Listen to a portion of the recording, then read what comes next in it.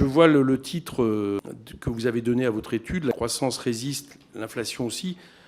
Je me dis qu'on aurait pu aussi ajouter le pouvoir d'achat baisse et la demande aussi. À partir de là, on peut s'interroger sur si cette tendance se maintient, sur ses répercussions, évidemment, in fine, sur la croissance, qui aura de l'importance, puisque selon ce que éventuellement vous prévoyez, c'est-à-dire 0,75 qui se rapprocherait du 1% prévu par le gouvernement, ou si on est plutôt vers 0,5, les choses ne changent pas seulement sur les prévisions des uns et des autres à la fin de la dernière, mais surtout pour la vie de nos concitoyens, ce qui me paraît le plus important.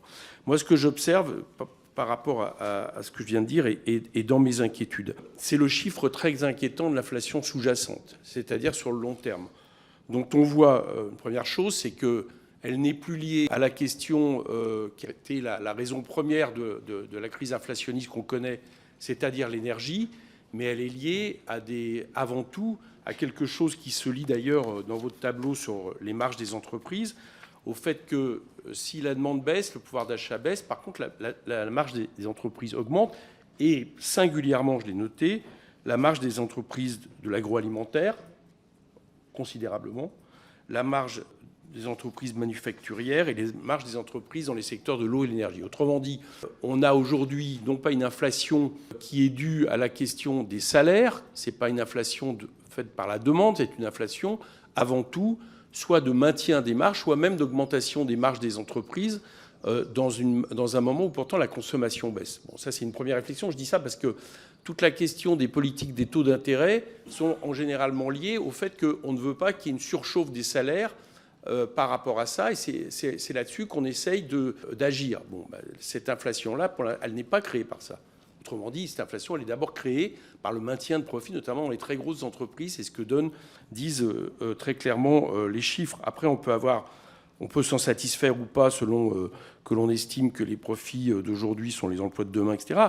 Mais le fait est, votre tableau le montre très clairement. Ça, c'est une première analyse. Et du coup, ça a des conséquences fortes.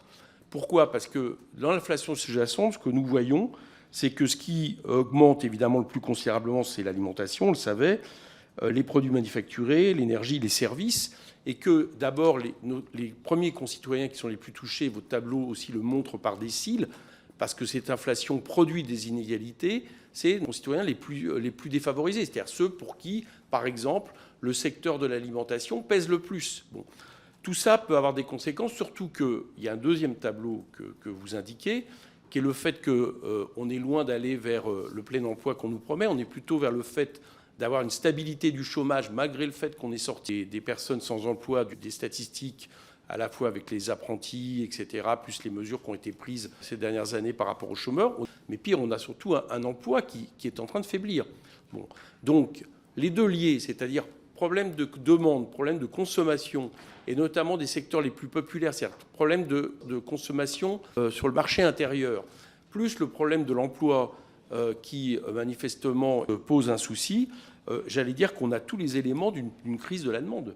Bon. Et là, à partir de là, évidemment, ça induit quelque chose. Ça induit notamment que toute politique qui en viendrait encore à affaiblir la demande pourrait avoir des conséquences sur la crise que nous connaissons. J'ai vu un de vos tableaux vers la fin qui est sur les primes partage de la valeur fin 2022 qui explose littéralement. Alors ça c'est intéressant parce que moi j'ai tendance à penser que les politiques de primes qui, on le voit bien, parce que les salaires ne suivent pas l'inflation, c'est montré partout, donc ce qui pose aussi le problème par rapport à la consommation, mais les problématiques de primes, évidemment, elles ont une particularité. Et vous le notez d'ailleurs avec le fait que ça peut être un effet d'aubaine.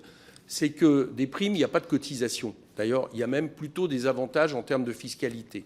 Et on renvoie au problème que nous connaissons actuellement, c'est que si on crée de l'augmentation de revenus par des primes qui ne contiennent pas de salaire socialisé et qui donc, à un moment donné, ne nourrissent pas les mécanismes sociaux mis en place, retraite et autres, on risque évidemment d'avoir un souci majeur. Or, jusqu'à maintenant, la réponse qui était donnée, c'est que cette prime restait, j'allais dire, modérée. Bon, il va falloir suivre ce qui est en train de se passer là, ce que vous notez dans votre tableau 4e trimestre 2022. Si jamais cet effet continuait, là, on pourrait avoir des problématiques structurelles importantes. Et moi, je pense qu'il faut payer les gens en salaire et non pas en prime avec toutes sortes d'avantages qui affaiblissent nos mécanismes de solidarité, voire nos mécanismes fiscaux. Graphique, ce sont effectivement un peu plus de 4 milliards d'euros qui ont été versés sous forme de PPV au second semestre 2022 à quelques 5 millions de salariés. Donc c'est un montant moyen de 800 euros par salarié concerné, avec des disparités entre les secteurs. 17% des salariés dans l'hébergement-restauration, mais 80% dans la coquefaction raffinage, par exemple.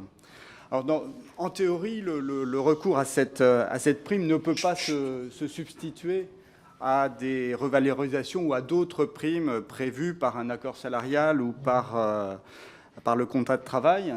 Mais nous avons observé dans le même temps, notamment au 4e trimestre 2022, un dynamisme des salaires de base plus faible que ce à quoi nous nous attendions compte tenu de ces déterminants habituels.